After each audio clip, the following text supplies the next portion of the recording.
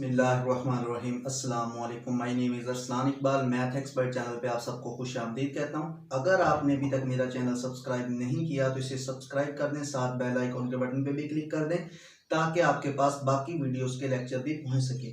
जैसा कि हमने अपने पिछले ई कैट का जो मैं तैयारी करवा रहा हूँ उस लेक्चर में मैंने आपको कुछ MCQs पेपर के पॉइंट ऑफ व्यू से बताए थे कि आपके टेस्ट में किस तरह के MCQs आ सकते हैं। मैं उसका डिस्क्रिप्शन में लिंक भी दे दूंगा पिछले लेक्चर का, वो भी देख सकते हैं। आज के लेक्चर में हमने सेकेंड ईयर का चैप्टर नंबर 5 उसके मैंने कुछ MCQs निकाल के लिखे हुए हैं जो कि पिछले प्रीवियस पेपर या टेस्ट में भी आ चुके हैं। ई कैट के टेस्ट में ये मेजोरिटी उन्हीं की तरह के MCQs हैं, यानी कि अगर मैं आपको ये MCQs समझ आ गई अगर इन MCQs की, तो आप इजीली कोई भी 5 चैप्टर में अगर MCQs आ जाए तो आप उसको अटेम्प्ट कर सकते हैं। उम्मीद है आज के लेक्चर की आपको अच्छे तरीके से समझ आएगी। जैसा कि मैंने यहाँ पे फर्स्ट MCQs लिखा हुआ है, the associated equation of the inequality. तो सबसे पहले मैं आपको इनइक्वालिटी और इक्वेशन में डिफरेंस बताता हूं। तो आप जानते हैं कि अगर आपके पास लिखा हो x plus 2y is equal to 6, जिसमें आपके पास इक्वल का साइन होता है उसे हम इक्वेशन बोलते हैं। मतलब कि जैसे यहाँ पे ये लिखा हुआ है इक्वल, तो आपके पास ये इक्वेशन होगी। कोई और भी लिख सकते हैं x plus 2 is equal to 3, ये भी आपके पास इक्वेशन होगी।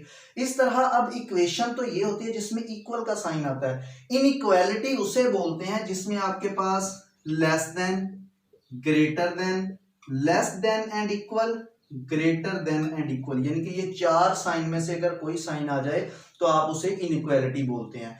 अब यहां पे उसने MCQs में ये पूछा है the associated equation of inequality. आपको पता होगा अगर आपने 5 चैप्टर किया है तो हम किसी भी इनइक्वालिटी को सॉल्व करने से पहले उसे एसोसिएटेड इक्वेशन में चेंज करते हैं।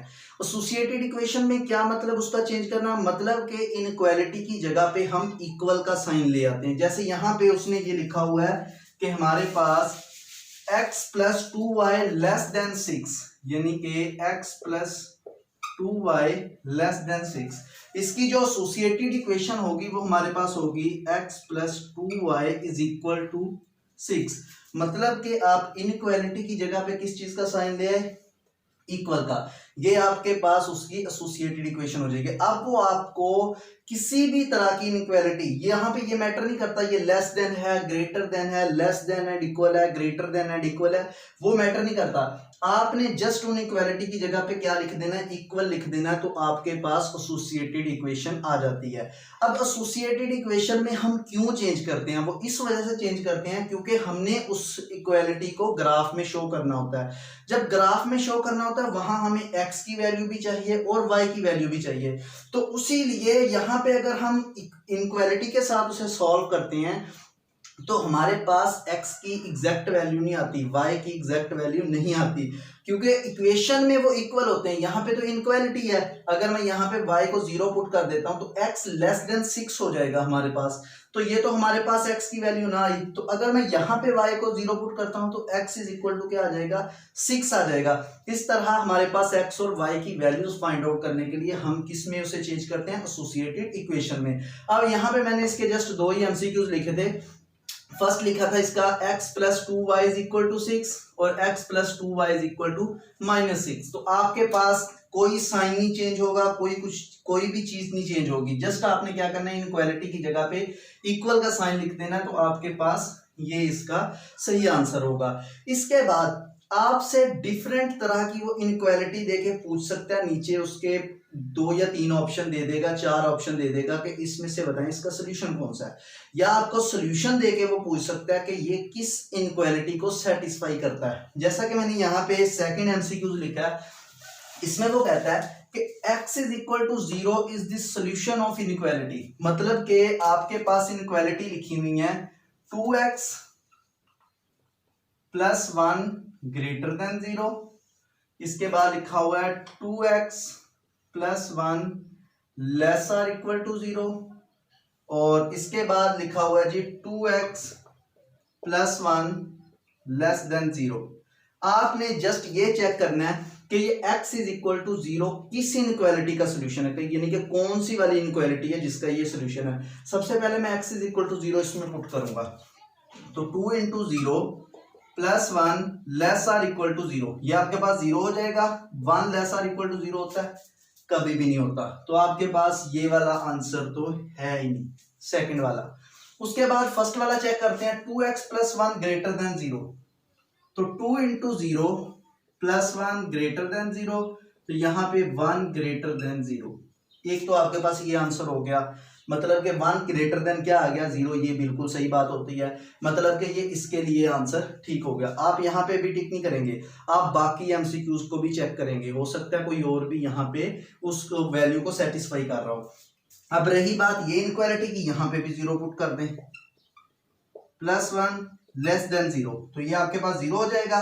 तो 1 लेस देन 0, ये भी कभी नहीं होता, 0 से 1 लेस देन होता ही नहीं। तो हमारे पास राइट आंसर इसका क्या आएगा, ये फर्स्ट वाला। इस तरह वो आपको x इज इक्वल टू 5 के लिए कह सकता है, x इज इक्वल टू 6 के लिए कह सकता है। डिफरेंट वैल्यू देके वो इनक्वालिटी आपके पास यहाँ पे नीचे देगा और बताएगा ये किस इनक्वालिटी को सेटिस्फाई करता है। अब इसका इनवर्स किस तरह होगा कि अब इनक्वालिटी दे दे और नीचे x is equal to 1, x is equal to 2, x is equal to 3, कि ये किसके लिए ये सेटिस्फाई होती है। तो इस तरह भी वो आपसे क्वेश्चन पूछ सकता है। इसके बाद थर्ड एमसीक्यू मैंने लिखा है x plus 2y greater than 6 is not satisfied by, मतलब कि ये वही चीज आ गई। यहाँ पे जस्ट एक पॉइंट था, यहाँ पे उसने दो पॉइंट दे दिए। फर्स्ट पॉइंट x का होता है, सेकंड पॉइंट y का होता है।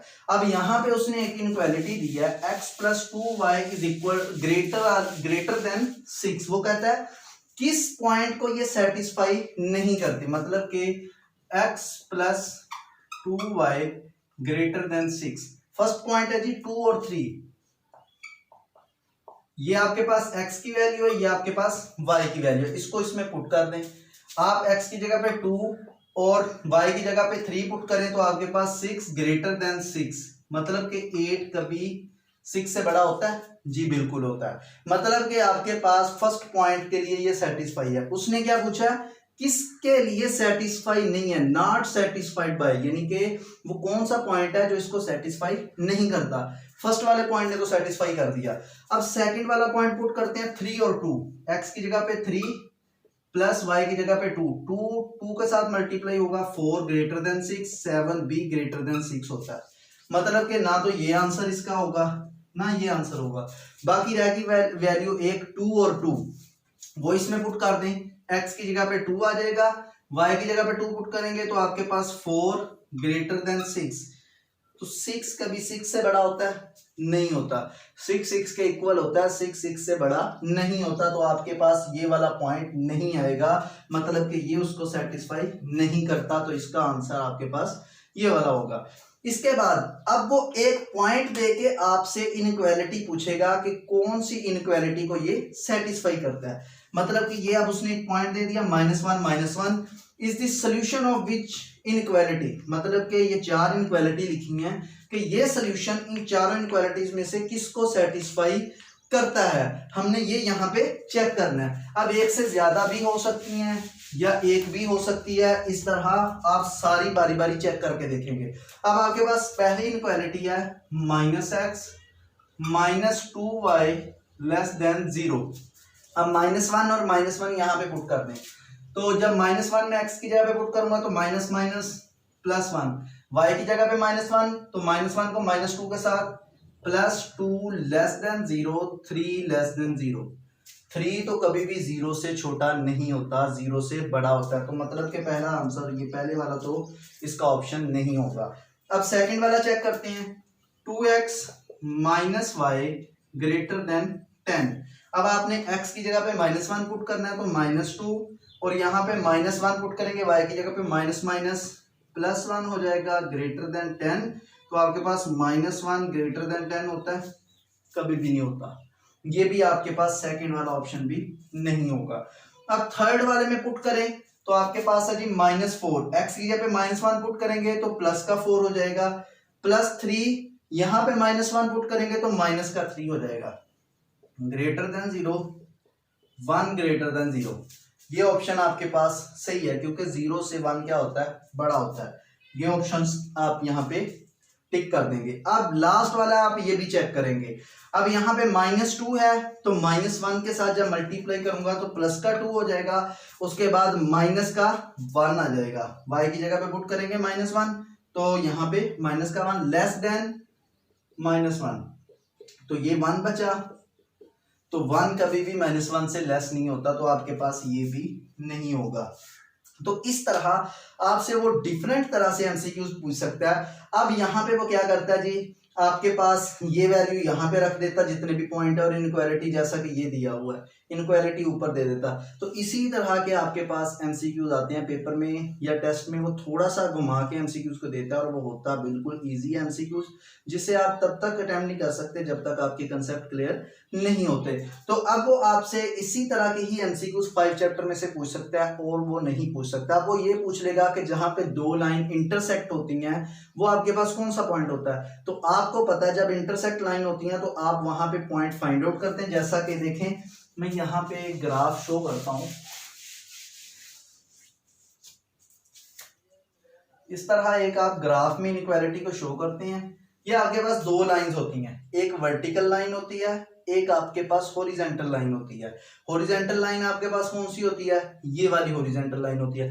अब वो एमसीक्यूज में ये भी पूछ सकता है कि हॉरिजॉन्टल लाइन किस के प्लेन को किस तरह डिवाइड करती है। तो आप लिख देंगे upper half, upper plane and lower plane, कि हॉरिजॉन्टल लाइन आपके पास अपर प्लेन और लोअर प्लेन में डिवाइड करती है ग्राफ को, और जो आपके पास वर्टिकल लाइन होती है वो राइट प्लेन, जो राइट साइड वाला प्लेन होता है उसको right half and left half यानी कि इसको आपके पास डिवाइड करती है।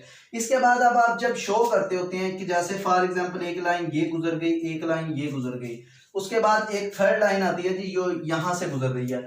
अब ये जो आपके पास कॉर्नर पॉइंट यहाँ पे इंटरसेक्ट से बन रही है, तो जब इंटरसेक्ट लाइन करती हैं तो आप पॉइंट फाइंड आउट करते हैं, तो उन पॉइंट्स को आप कॉर्नर पॉइंट बोलते हैं। मतलब कि दो लाइंस के इंटरसेक्ट से आप जो आपके पास पॉइंट आता होता है वो आपके पास कॉर्नर पॉइंट होता है।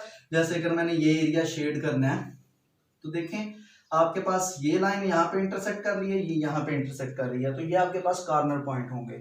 इस तरह वो इसी तरह की एमसीक्यूज पूछ सकता है, इससे ज्यादा और वो कुछ भी नहीं पूछ सकता। तो उम्मीद है आपको मेरा लेक्चर आज का समझ आया होगा।